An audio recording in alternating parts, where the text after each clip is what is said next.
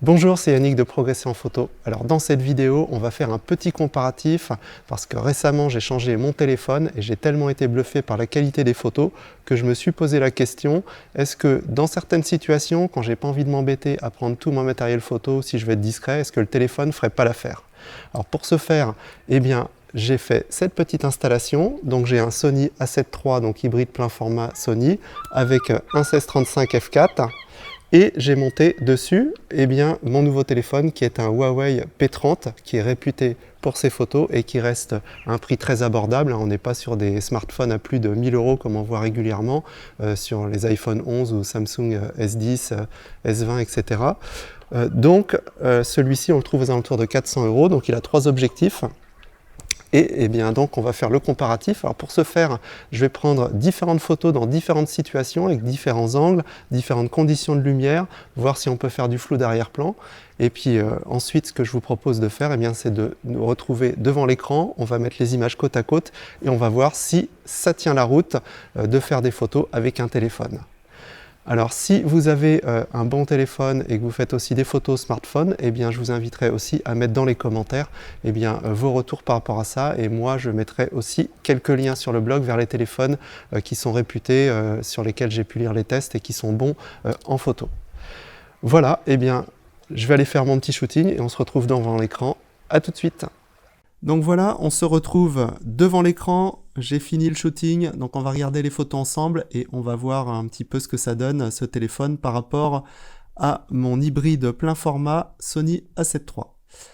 Alors pour ce faire, je vais utiliser le logiciel Fastone Image Viewer dont je vous ai déjà parlé sur la chaîne qui permet de regarder ces photos, les trier, les comparer, afficher les exifs quand on met la souris ici. Si vous avez envie d'en savoir plus, vous cherchez le logiciel, la vidéo que j'ai faite sur la chaîne YouTube, vous allez la trouver, ou sur le blog. Alors c'est parti. Donc, pour sélectionner, pour ceux qui utilisent déjà ce logiciel, vous le savez, sinon pour les autres, je vous montre. Vous cliquez sur une image, vous appuyez sur la touche CTRL et vous cliquez sur la deuxième image. Et ensuite, vous allez faire ici, comparer les images. Et là, il va vous les mettre côte à côte. Et avec la molette de la souris, on zoome, on dézoome. J'ai coché ici les exifs, voilà, pour voir les données de prise de vue. Nous avons donc ici le Sony A7 III hybride plein format et ici le téléphone que j'ai utilisé qui est un Huawei P30. Alors, comme ça, à vue de nez, c'est plutôt pas mal sur le téléphone. Alors on voit que c'est pas tout à fait la même balance des blancs, mais les couleurs sont pas mal. C'est saturé mais pas trop. Par contre, je trouve que c'est un petit peu trop contrasté et il y a un peu trop de netteté d'appliquer. C'est souvent le cas sur les téléphones. Mais c'est plutôt pas mal. Si on reste sur un format raisonnable, ça fait l'affaire, ça permet de ramener une belle photo, éventuellement de faire un petit tirage. Alors on va zoomer davantage, 50%. Ouais, on voit que c'est quand même un petit peu trop accentué. Alors qu'ici on sent que voilà, ça respire un peu plus, il y a du potentiel. On va zoomer à 100%. Ouais, là c'est moins bon, à 100%. On sent que ici on a encore de la marge. Alors que là, on atteint un peu la limite. Alors on va regarder sur d'autres photos. Hop. Parce que là, c'était l'objectif en fait x3. On va passer sur l'objectif ultra grand angle. Voilà. Alors au niveau des couleurs, donc là, ouais, c'est pas la même balance des blancs, c'est clair, et c'est beaucoup plus saturé ici.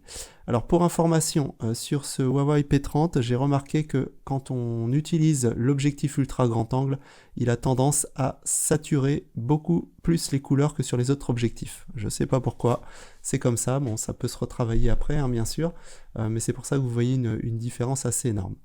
Alors, au niveau des déformations, alors évidemment il y a la perspective parce que j'étais en contrebas, même si j'ai essayé de photographier en prenant d'un point plus haut, je suis assez près de l'église donc on a cette déformation, mais j'ai fait plusieurs essais sur d'autres photos que vous verrez tout à l'heure et il n'y a pas trop de déformation sur ce Huawei P30 contrairement à d'autres qui en mode ultra grand angle ont des déformations. J'ai eu l'occasion de tester des iPhone 10 et 11 et en fait je trouve qu'il y a plus de déformation, il y a un poil plus d'angle mais l'horizon est beaucoup plus courbé par rapport au Huawei. Alors, zoomons un petit peu. Allez, on va se mettre à 50% déjà. Ben, c'est plutôt pas mal, je trouve que c'est mieux que tout à l'heure, mis à part la saturation. Et si on zoome à 100%, ouais, c'est mieux. C'est mieux, c'est mieux. Ça tient un peu plus la route. Donc ça passe, mis à part la saturation un petit peu trop forte. On va passer ici, donc là c'est le grand angle. Donc là vous voyez le grand angle, c'est pas l'ultra grand angle, c'est le grand angle du téléphone et on voit que c'est moins saturé, là c'est beaucoup plus naturel. Donc je sais pas pourquoi, c'est comme ça, il y aura peut-être un petit correctif. Donc ben, c'est plutôt pas mal, c'est plutôt pas mal, on va zoomer. Voilà, ben c'est plutôt bon. Hein. Quand on est sur l'objectif principal, c'est de bien meilleure qualité. Et on a quelque chose qui tient tout à fait la route, hein, qui serait au niveau de beaucoup d'appareils photo. Et ici, j'ai pris cette photo en utilisant la fonction zoom x10. Donc c'est une combinaison entre le zoom optique et un travail logiciel. Et ben vous voyez que c'est plutôt pas mal. Hein. Souvenez-vous, regardez, voilà, là on est à ultra grand angle et là on a ça. Donc c'est plutôt bien. Hein, si je zoome à 100%, vous voyez que ça peut faire l'affaire en zoomant même un peu. C'est bien. Donc très pratique hein, d'avoir un zoom comme ça dans sa poche. C'est assez bluffant. Alors, hop, on va passer au mode macro. Alors sur le téléphone, j'ai un mode super macro, donc qui permet de prendre vraiment très très près.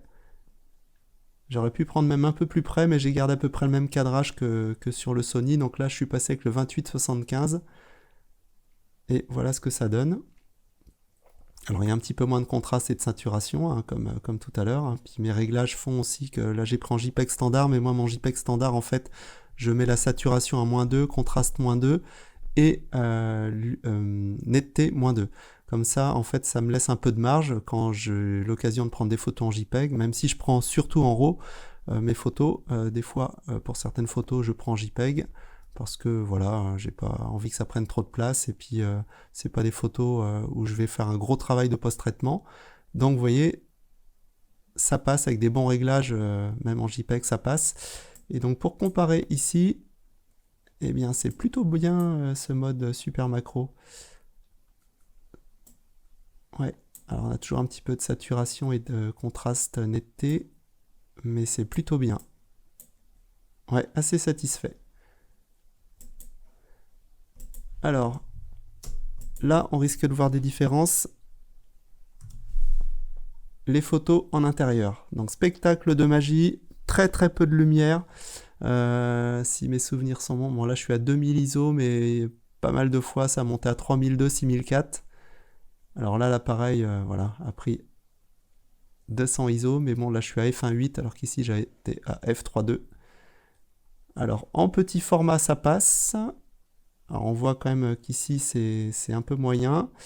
Quand j'ai regardé les photos, pour tout vous dire, sur le téléphone, après avoir tout de suite sur l'écran, j'étais assez bluffé, je dis ouais, ça a l'air pas mal, mais c'est vrai qu'après, arriver à la maison en regardant sur grand écran, et vous voyez si on zoome, eh bien c'est là qu'on voit que les limites du téléphone sont atteintes, hein, notamment à cause du petit capteur, même si l'objectif est lumineux, ben, le capteur reste petit, et voilà. Donc là, on a du lissage, on a de l'accentuation, mais qui n'est pas super bien gérée, et vous voyez si je zoome à 100%, on voit que c'est pas terrible du tout, ce ne sera pas possible de faire un poster. Vous voyez, si on compare, je vais dézoomer un tout petit peu, vous voyez le détail dans les cheveux ici, c'est pas tout à fait pareil.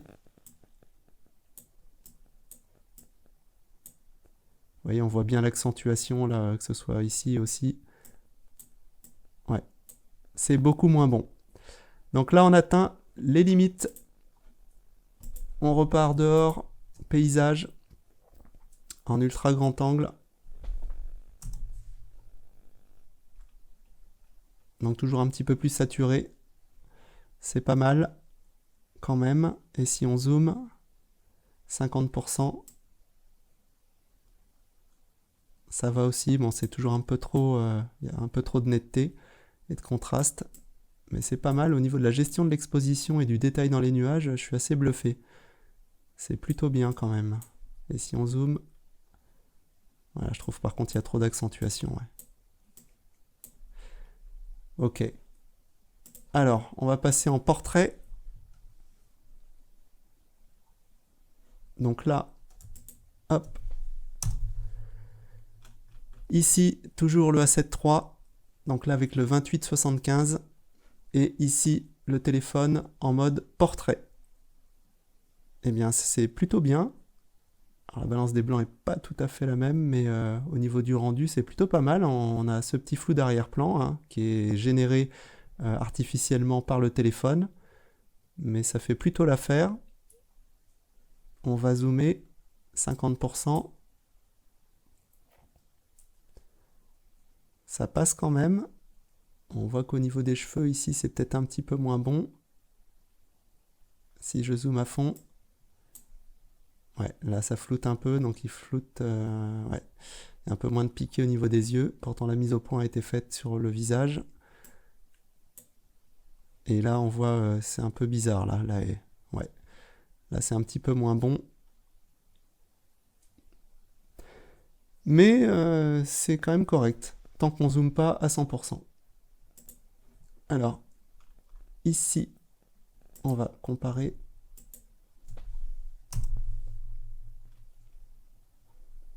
Autre sujet. Donc là, toujours le Sony et ici le téléphone. Je trouve que les couleurs sont plutôt naturelles. Les contrastes, la luminosité, tout ça, c'est pas mal. La saturation aussi. C'est plutôt bien, ouais. Alors, zoomons un petit peu. Là, ça passe mieux. Il y a un peu moins de petits cheveux à dépasser aussi. Bon, là, on voit que ceux-ci sont gommés.